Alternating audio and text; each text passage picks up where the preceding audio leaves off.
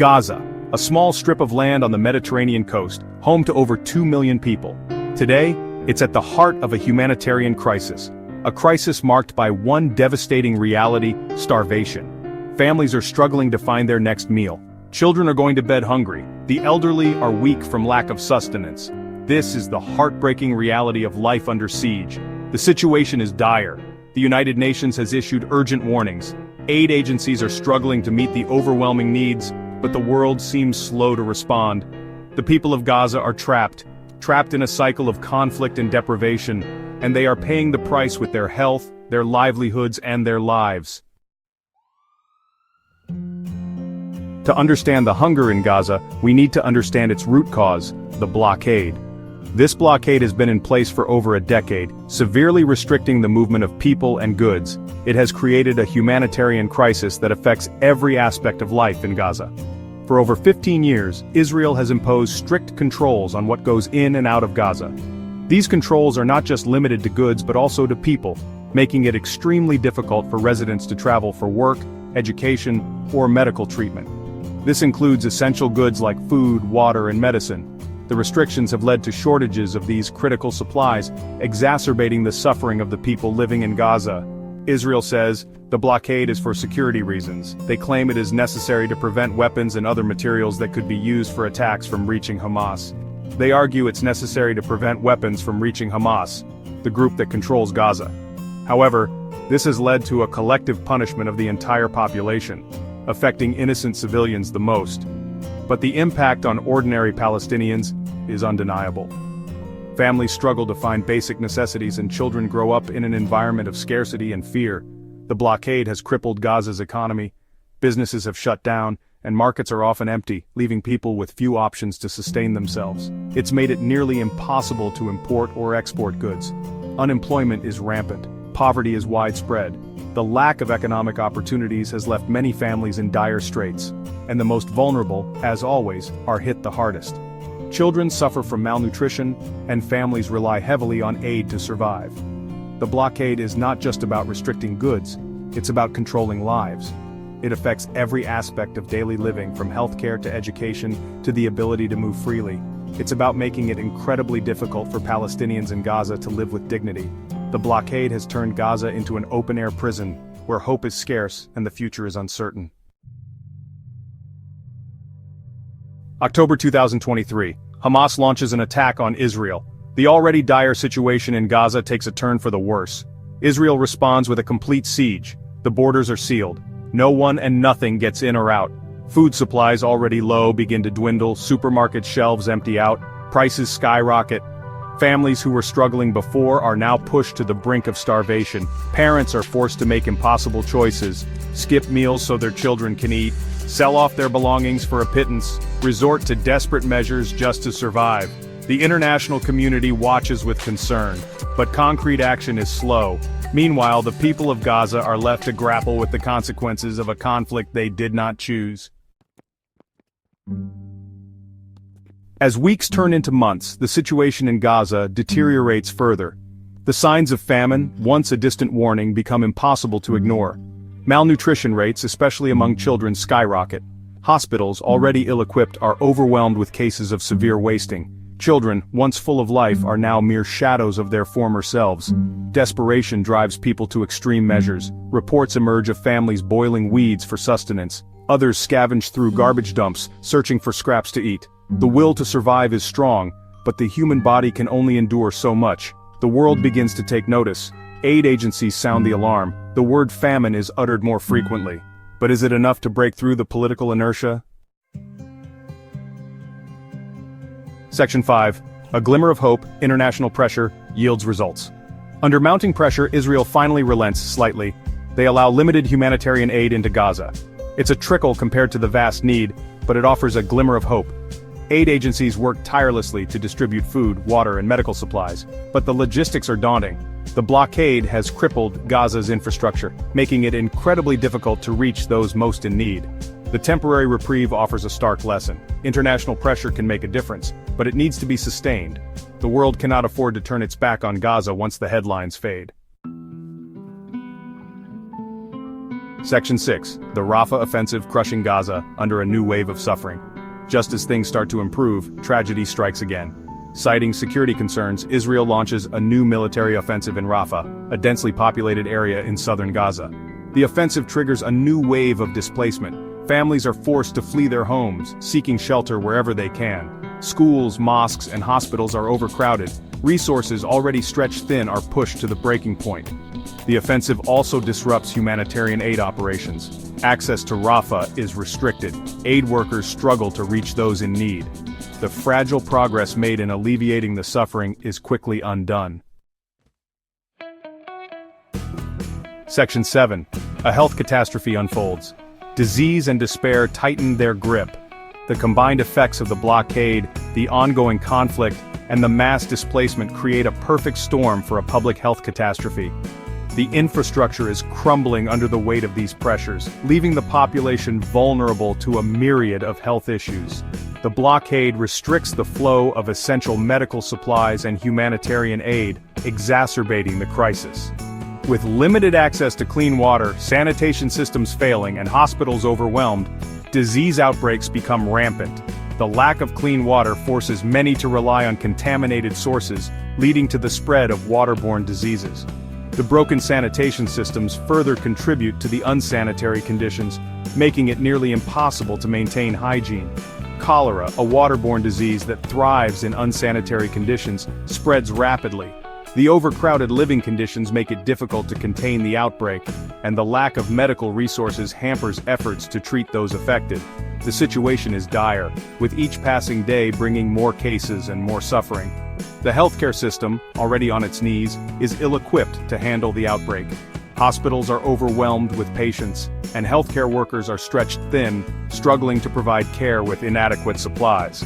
The lack of proper medical equipment and medications means that many are left without the treatment they desperately need. The most vulnerable, the young and the elderly, bear the brunt of the crisis. Malnutrition is rampant among children, weakening their immune systems and making them more susceptible to disease. The elderly, already frail, find it difficult to cope with the harsh conditions, and many succumb to illnesses that could have been prevented with proper care. Meanwhile, mental health needs soar. The constant stress and trauma of living in a conflict zone take a heavy toll on the mental well-being of the population. Many suffer from anxiety, depression, and post-traumatic stress disorder, but the resources to address these issues are severely lacking. The trauma of war, the constant fear of violence, and the despair of living in such dire conditions take a heavy toll. Families live in a state of perpetual fear, never knowing when the next attack might come. The psychological impact of this constant threat is profound, affecting both adults and children alike. But mental health services are scarce, leaving many to suffer in silence.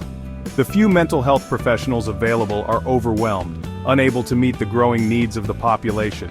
Without adequate support, many are left to cope with their trauma and despair on their own, further exacerbating the crisis. Section 8. Voices from the Abyss. Stories of struggle and resilience. Amidst the despair, stories of resilience emerge. These are not just tales of survival, but of the human spirit's remarkable ability to find light in the darkest of times. Stories of ordinary people showing extraordinary strength in the face of unimaginable hardship. Their courage and determination are a testament to the indomitable human spirit. Take Fatima, a young mother of 3. Her days are filled with challenges that many of us can scarcely imagine. With her husband unemployed due to the blockade, Fatima struggles to feed her children. Every day is a battle to provide the basics. They cry themselves to sleep at night, she says, her voice breaking. The pain of not being able to comfort her children is a heavy burden she carries. I have nothing left to give them, she confesses, her eyes filled with tears. The scarcity of resources is a daily reminder of their plight. But even in the darkest of times, Fatima clings to hope. She believes in a better future for her children, a future where they can thrive. I have to stay strong for my children, she says. They are my everything. Her love for them is the driving force behind her resilience. Then there's Ahmed, a doctor at a Gaza hospital. His days are long and grueling, filled with the cries of the sick and injured. He works tirelessly, often for days on end, to treat the sick and injured. The hospital is overwhelmed, but Ahmed's dedication never wavers.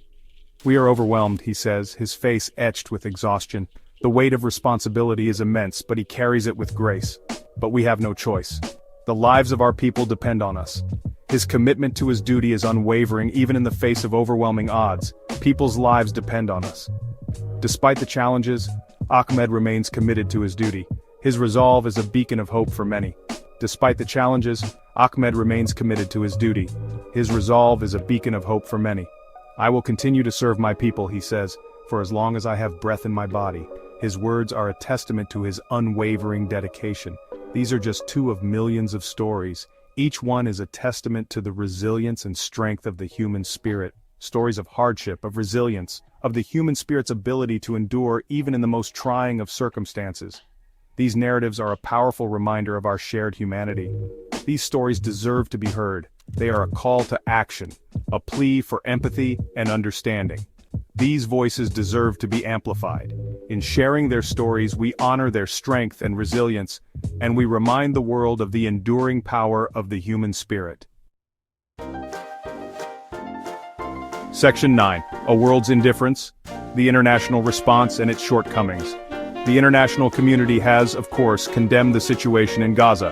There have been calls for a ceasefire, for an end to the blockade, for increased humanitarian. Children of Gaza, bearing the brunt of conflict. Gaza, a place where childhood is stolen, a place where innocence is lost. The ongoing conflict has cast a long shadow over this small strip of land. It is the children who bear the brunt of this tragedy. They live with the constant fear of bombs and airstrikes. Their schools, their homes, their playgrounds, all have become targets. The world watches in horror as the death toll mounts. Each number represents a life lost, a future shattered. The children of Gaza are not numbers. They are not statistics. They are children. They are our future. They deserve to live in peace. They deserve to dream. They deserve a childhood. We must not forget them. We must stand with them. We must fight for their right to a future. The physical wounds of war are easy to see. The lost limbs, the burns, the scars. But the emotional wounds run much deeper. Children are haunted by the memories of what they have seen and experienced.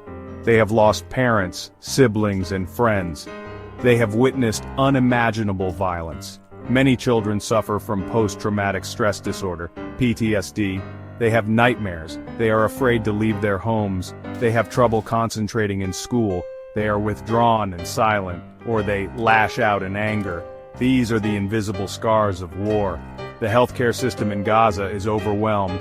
Hospitals are struggling to cope with the influx of casualties. There is a shortage of essential medicines and equipment. Many children do not receive the medical care they need. Their physical and emotional wounds go untreated.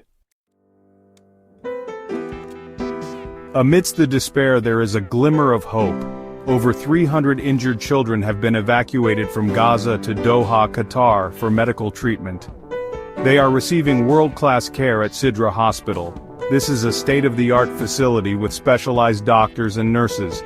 For these children, Doha is a world away from Gaza. The streets are safe, the hospitals are clean, the people are kind. They are finally able to receive the treatment they need to heal their physical wounds. Section 4, Yahi, Darren, and Sarah, Tales of Resilience. I am 11 years old. I underwent skull surgery and a bone graft after being injured in an airstrike that killed both my parents. I now live with my aunt in Gaza. I love to draw and dream of becoming an architect. I want to rebuild Gaza, so no other child has to see what I have seen. I am 12 years old. I was trapped for a day in the rubble of my collapsed house where my parents died. I now care for my 6-year-old brother. I was unconscious for 15 days. I still have nightmares, but I am determined to be strong for my brother. I want to become a doctor so I can help others. I am 16 years old. I suffered burns when the house I sheltered in was bombed. My brother and twin sister died. I am receiving treatment for my burns in Doha. I am grateful for the care I am receiving. I want to study neurology to understand the human brain and how to heal trauma. Section 5, Dreams Beyond the Rubble. Aspirations for a Brighter Future. Despite the trauma they have endured, the children of Gaza have not given up hope. They dream of a brighter future. They dream of a day when they can live in peace. They dream of going to school, playing with their friends and simply being children. Some dream of becoming doctors and nurses so they can heal the wounds of war. Others dream of becoming engineers and architects so they can rebuild their shattered homeland. Still, others dream of becoming teachers and artists so they can inspire others and build a better world. Their dreams are a testament to their resilience.